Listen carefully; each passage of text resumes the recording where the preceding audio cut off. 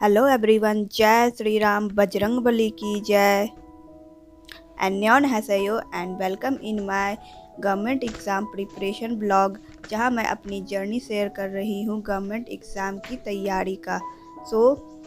Exam का date आ चुका है और नेक्स्ट वीक एग्ज़ाम है, 25 को एग्ज़ाम है।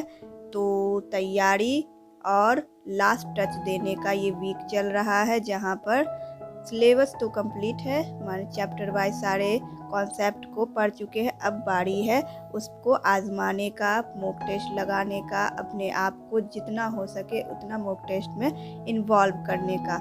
और इसी के साथ दिन की शुरुआत हमेशा की तरह करेंट अफेयर, जीके, जीएस, जो कि नवंबर, अक्टूबर, नवंबर एंड दिसंबर एग्ज़ाम हाल में हो रहे एग्ज़ाम से इस बात का तो आइडिया लगा है कि क्वेश्चन इन 3 मंथ से 95% चांस है करंट अफेयर और जीके से रिलेटेड क्वेश्चन आने के। तो यही सब के साथ सबसे पहले एग्ज़ाम से रिलेटेड क्वेश्चन को, GK, GS, general awareness, current affair सबको पढ़ लेते हैं। उसके बाद बारी आएगा मेन टॉपिक को टारगेट करने का।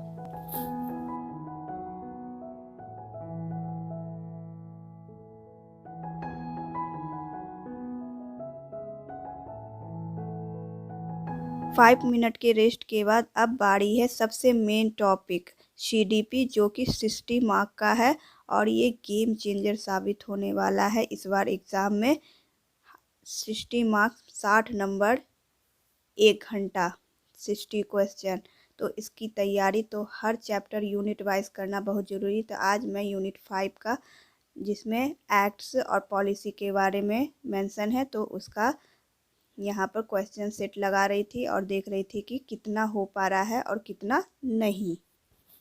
कोई भी क्वेश्चन हार्ड नहीं होता, अगर मेरी माने तो ये सिर्फ हमारे दिमाग का खेल होता है। हमारी प्रिपरेशन, हमारा सेल्फ कॉन्फिडेंस, हमारी तैयारी और हमारा विश्वास कि उस क्वेश्चन को हम कैसे डील करते हैं और किस माध्यम से कितने स्मार्टली डील करते हैं, ये सारे उस क्वेश्चन को सॉल्व करने पर डिपेंड करता है। और सीडीपी बस माइंड का खेल है, कॉन्सेप्चुअल रहता है, स्टेटमेंट क्वेश्चन रहता है। अगर ध्यान से पढ़े तो आंसर उसी में छुपा हुआ रहता है। ये मुझे लगता है जब मैं उस सीडीपी की क्वेश्चन के लिए एकदम शांत मन, शांत दिमाग का ज़रूरत पड़ता है, अकॉर्डिंग टू मी।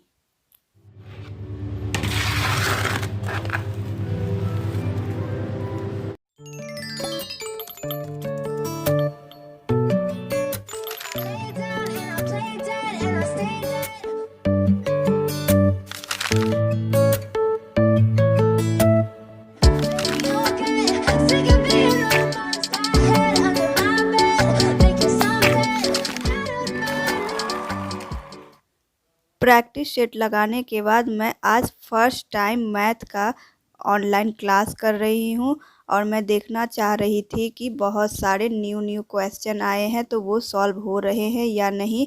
मेंसुरेशन के अब धीरे धीरे formulas on the spot exam set लगाते समय याद रहता है, लेकिन बहुत सारे ऐसी चीज़ें हैं जो दिमाग से आउट ऑफ माइंड हो जाते हैं। जैसे आज मैं सीखी रिमाइंडर का थ्योरम, कि रिमाइंडर का यूज कैसे किया जाता है। सारा कोई भी ट्रिक नहीं होता गाइस, सारी चीज़ें हमारे बुक्स में ही होते हैं, हम लोग ध्यान से नहीं पढ़ते हैं, जिसके कारण हमें ट्रिक्स की ज़रूरत पड़ती है। और यहाँ पर ये भी वैसा ही है। ये क्वेश्चन अगर देखें तो हम ट्रिक की ओर भागेंगे, शॉर्टकट की ओर खोजेंगे, लेकिन इस क्वेश्चन का कोई शॉर्टकट नहीं है। इसका रिमाइंडर का जो कॉन्सेप्ट है उसी में इसका शॉर्टकट दिया हुआ है कि आप इसको अगर ऑड है, इवन है, उस तरह का छोटा अमाउंट का पावर ले करके उसे उस अंक से डिवाइड करिए और रिमाइंडर पर उस पर पावर लगा दीजिए, आपको आंसर मिल जाएगा।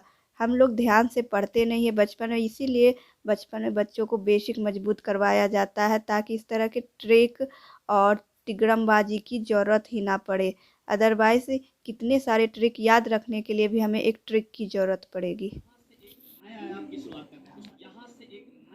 और फाइनली शाम को guys, one of the most डरावना लेकिन हमारा मदर टंग लैंग्वेज हिंदी की बारी है, जहाँ पर मुझे पर्यायवाची शब्द सबसे ज़्यादा इसमें डर लग रहा है कि कैसे लगाएंगे। और बाकी हिंदी इज़ आवर सब्जेक्ट, और हिंदी तो मेरा फेवरेट है।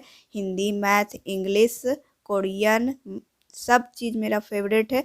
लेकिन अगर प्रैक्टिस कर ले तो कॉन्फिडेंस आ जाता है। और हिंदी का बोलते बोलते आज वो दिन आया है जहाँ पर मैं पूरा, यहाँ 5 आवर की ये क्लास चल रही है, पूरा को मैं ख़त्म कर दूंगी। लेकिन गाइस कुछ आप लोग भी हंसते हुए जाइए और मेरे चैनल को सब्सक्राइब, वीडियो को लाइक, दोस्तों के भी शेयर ज़रूर करिएगा। लेकिन ये वाला पोर्शन ज़रूर देखते हुए जाइएगा। शेर हो। आदमी एक बात जान लीजिएगा, पुरुष सदैव शेर होता है, शादी के पहले भी और शादी के बाद भी हमेशा शेर। बस अंतर इतना है कि शादी के बाद दुर्गा जी विराजमान हो जाती है शेरवा पर, तो जहाँ जहाँ दुर्गा कहे वहीं वहीं शेर जाए बेचारा। हारा बेचारा सरनाम पर बंधे। चल मेरे बंदर नाच के दिखा, अब बंदरिया बन जा।